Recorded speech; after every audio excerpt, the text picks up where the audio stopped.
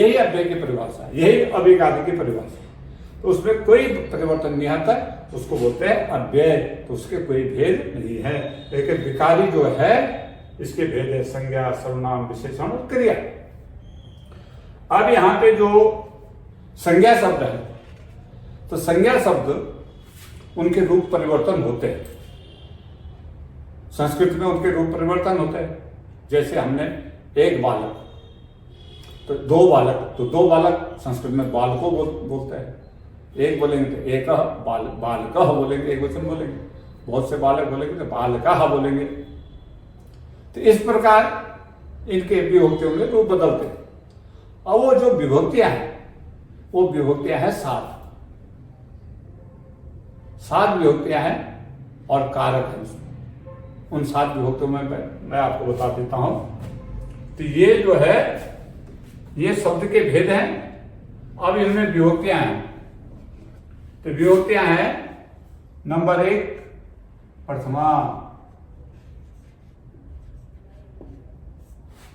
Number 2 द्वितीया,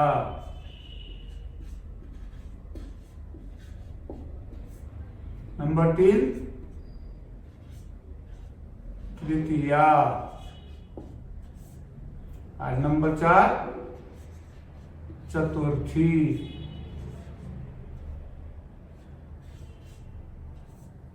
और number 5 पंचमी, और number 6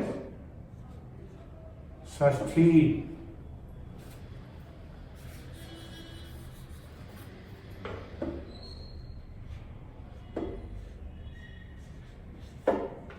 और नंबर 7 सप्तमी।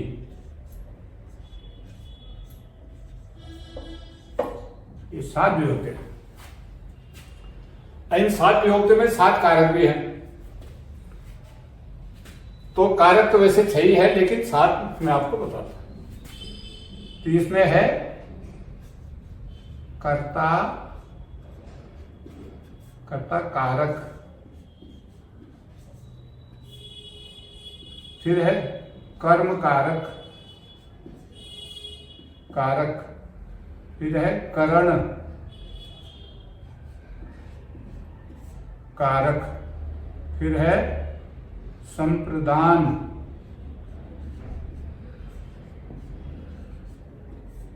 कारक, फिर है अपादान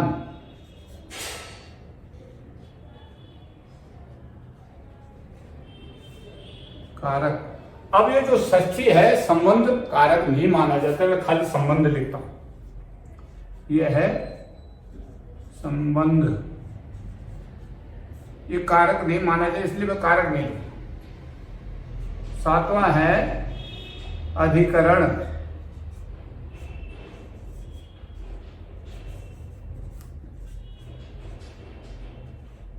अधिकरण, और एक होता है संबोधन।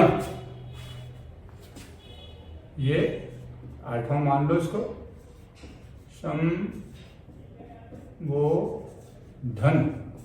ये संबोधन। इस प्रकार ये 8। तो सबसे पहले कर्ता कारक होता है, उसमें प्रथमा विभक्ति होती है। फिर कर्म कारक होता है, उसमें द्वितीय विभक्ति होती है। फिर करण होता है, उसमें तृतीया होती है। फिर संप्रदान होता है, उसमें चतुर्थी होती है। फिर अपादान होता है, उसमें पंचमी होती है। तो संबंध जो है उसमें षष्ठी विभक्ति होती है, और अधिकरण में सप्तमी होती है, और संबोधन में प्रथमा ही होती है। ये कारक है। तो आज मैं आपको ये बताता हूं, और फिर दोबारा जो वीडियो आएगा उसमें आपको मैं इनके चिन्ह बताऊंगा।